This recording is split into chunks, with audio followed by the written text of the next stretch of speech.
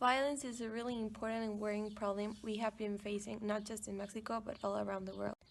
We are growing and developing a country surrounded by different types of violence, such as armed violence, drug violence, domestic violence, ethnic and gender violence, in between other violences. In this video, I want to demonstrate how violence is mainly caused by power and corruption, and how all of this is a vicious cycle. Starting with the news we researched, in which we can clearly see how power and corruption are involved. The past March 10th, it was announced that a drug cartel boss financed the campaign of 11 candidates in the state of Morelos in the past 2015 elections. This leaves us no doubt that nowadays that we're going through campaigns, many candidates are financed by drug trafficking cartels.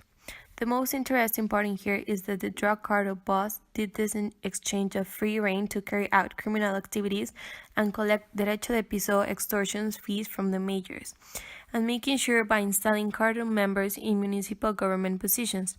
This is a clear example of corruption committed by the government, wanting to have more money and like this, creating a better campaign in order to win the state authority position and gain power.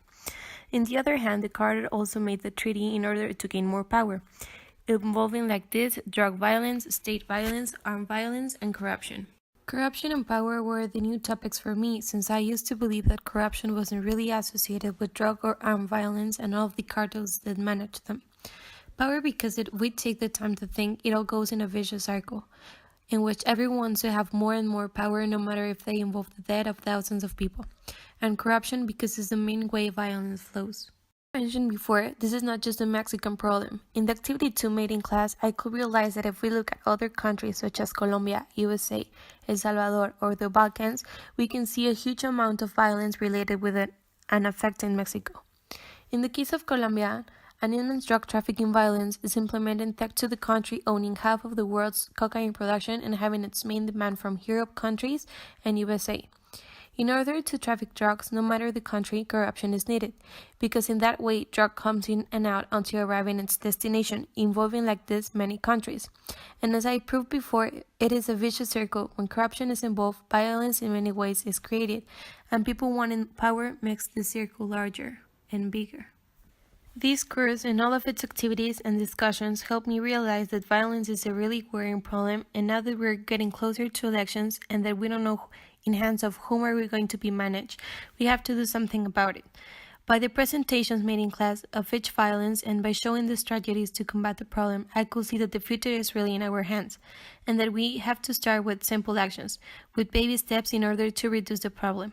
Violence will never end, since it's a world issue that has to do with economy, culture, traditions, education, etc. But we can start by our state, by reducing corruption, by teaching the new generations the importance of honesty and all of the values. We also have to learn to speak in the cases of domestic, gender, and ethnic violence, in order to take actions and consequences on the people who commit these terrible actions. This issue has the perspective of each country, its own laws, but nowadays Mexico is facing all types of violence, and we need to make a change, create a country with less corruption, less chiefs and authorities looking up for more power and not for a wealthy country.